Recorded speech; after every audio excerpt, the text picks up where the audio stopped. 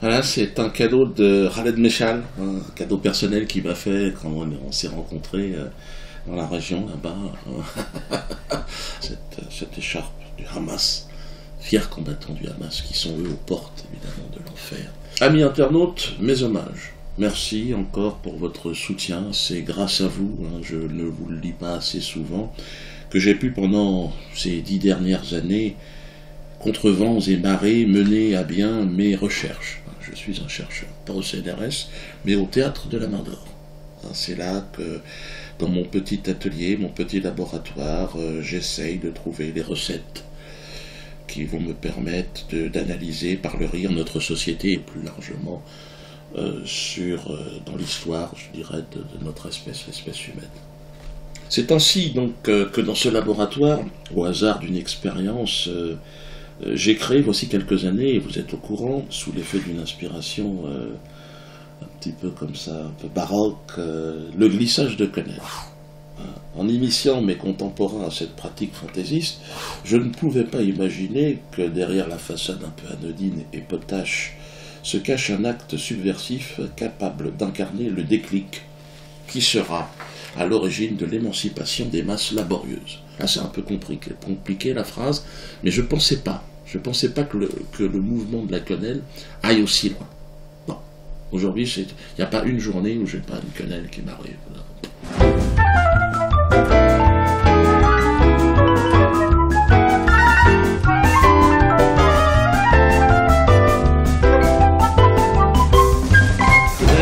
Quenelle dans le fion du système.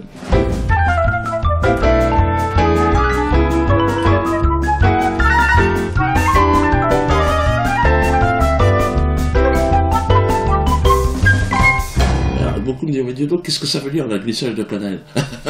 Les gens ne savent pas. Mais aujourd'hui, je dirais que ça ne m'appartient plus. Ce concept, cette formule magique ne m'appartient plus. Elle appartient à la Révolution, qui arrive. Écoutez, oui, elle est là, elle est à côté. Elle est le chemin qui nous conduira vers la victoire. Soyez subversifs, glissez des quenelles, désobéissez. Faites chier ce système de merde. C'est un vent qui transcende toutes les frontières ethniques, religieuses ou sociales.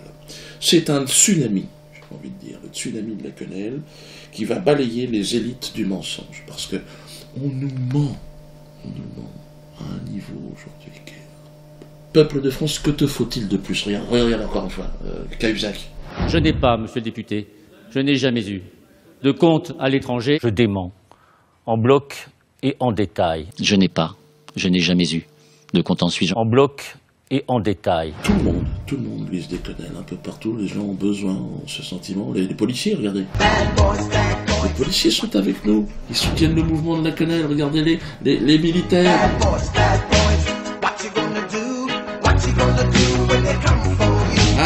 On en est presque à rêver qu'on aurait un coup d'État bientôt. Beaucoup me disent, ouais, ça serait bien qu'il y ait un coup d'État. Ça c'est à ceux qui sont spécialisés là-dedans de le faire.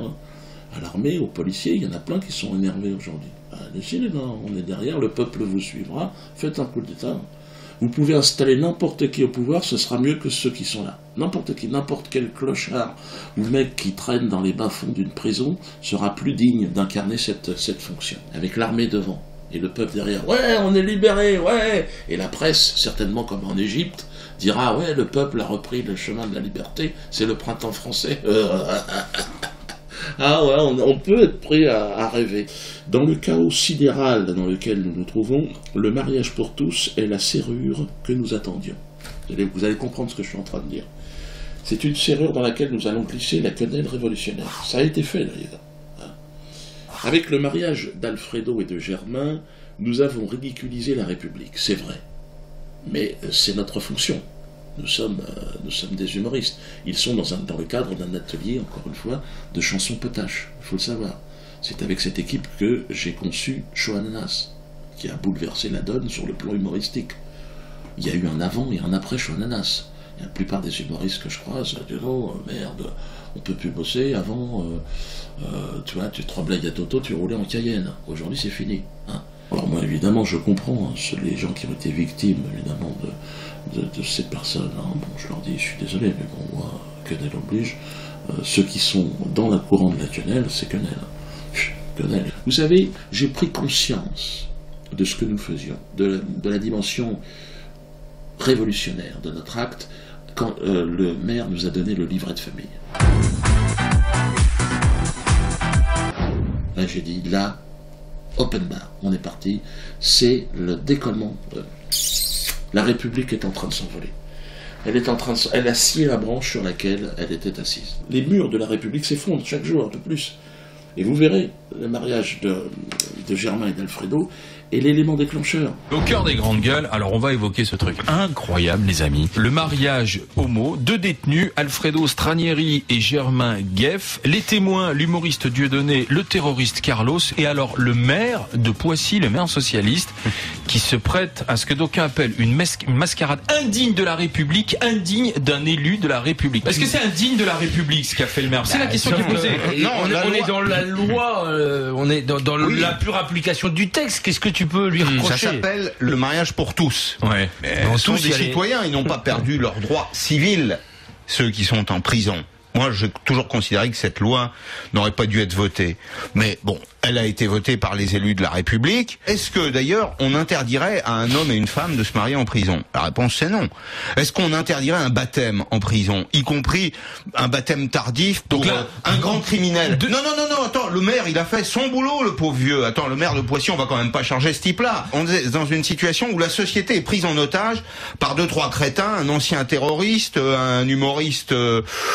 tu dis quoi que la société est prise en otage et donc finalement le maire se retrouve pris en otage. Il pourrait très bien la dire. Mais nous sommes pris en otage ce matin même. Nous qui sommes là autour du micro à commenter les facéties de cet humoriste, de ce terroriste, de ces 2 co-détenus. Enfin, on va adopter un détenu, la famille va s'agrandir. On se fout de la gueule du monde. On se fout de nous. Nous allons reconstruire cette société. Petit à petit, parce que ça va être le grand bordel pendant un certain temps. Comme diraient les Kanaks, bon, on verra après. Certainement, ça sera pas mieux après qu'avant la Révolution, mais ce sera plus digeste, pour moi. Parce que les Kanaks considèrent qu'on est une moisissure sur la Terre, l'espèce humaine. Et c'est vrai que plus j'avance dans l'âge, plus je me dis, on a quand même bien tout foiré, tout dégueulassé. On me reproche aussi, ces derniers temps, d'avoir rapproché des extrêmes. Oui, Bientôt, t'as rencontré des nazis, l'extrême droite, t'as rencontré l'extrême gauche, l'extrême religieux, l'extrême con. Oui, peut-être, j'ai rencontré. Mais la vérité n'est-elle pas extrême? La vérité est insupportable. Elle est extrême, toujours. C'est pour ça que quand je dis, moi je suis contre le UMP et le PS. Le mensonge se modère, pas la vérité. Vous comprenez ce que je suis en train de dire? Signer la pétition contre la LICRA, qui est la tumeur cancéreuse de la problématique. Il faut faire exploser cette tumeur, donc de manière légale, évidemment, donc par une pétition. Et par la pétition, plus nous serons nombreux, on est déjà à 20 000. Je ne sais pas si vous imaginez, 20 000 personnes qui demandent la dissolution. C'est bien, de cette organisation qui est vraiment, vraiment extrêmement néfaste. Donc, merci à vous, à très bientôt, et vive la France.